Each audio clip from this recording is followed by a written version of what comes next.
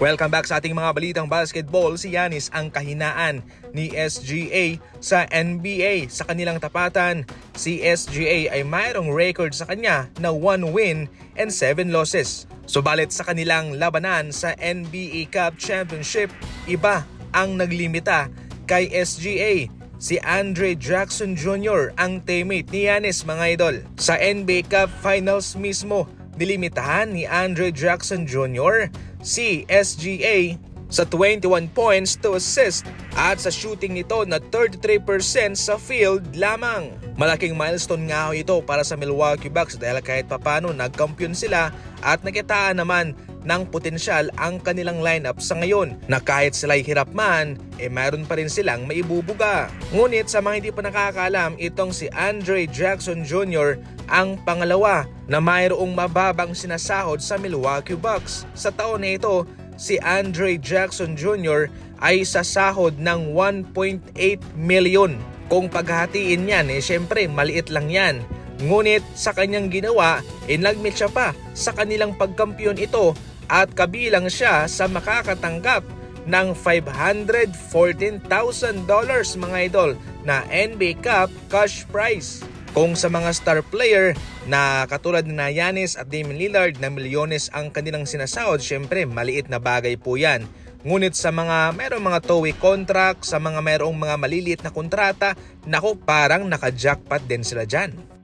Samantala, ito ang gusto ng mga Warriors fans na kunin ng Golden State Warriors. Itong si Nikola Vucevic ng Chicago Bulls na kasalukuyang available na nga rin ho sa trade market. Halos sa mga nagdaang season, isang center talaga na star player ang gusto makuha ng Warriors fans para sa kanilang kupunan.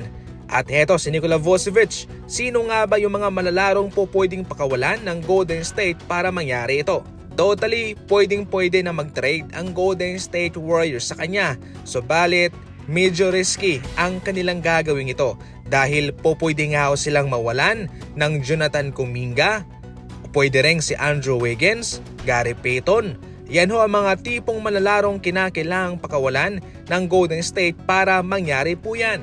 Kapag nagkataon mga idol, ang starting five ng Golden State Warriors ay Nikola Vucevic, Draymond Green, Dennis Schroeder, Stephen Curry, and Andrew Wiggins, assuming kung hindi siya isasali ng Golden State sa trade.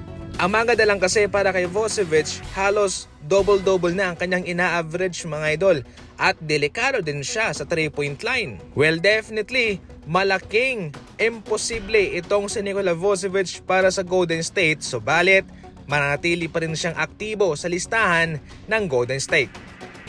Pagkatapos na tumutol si Kevin Durant sa panibagong format ng NBA, ito'y sinundan naman kaagad ni Anthony Davis na maski siya man ay hindi nagustuhan itong panibagong format na ito.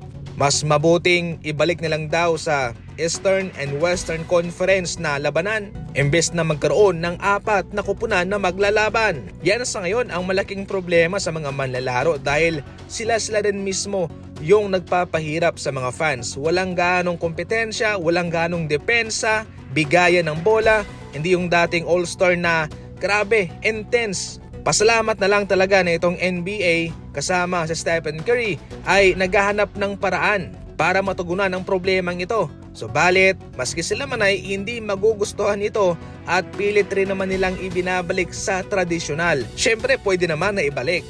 Ang problema nga lang, yung mga malalaro, walang gana, walang ganong depensa at kaya kung tutusin, sila rin ang dahilan kung bakit binago ng NBA ang format. Para sa inyo mga idol, ano ang komento ninyo patungkol dyan ha?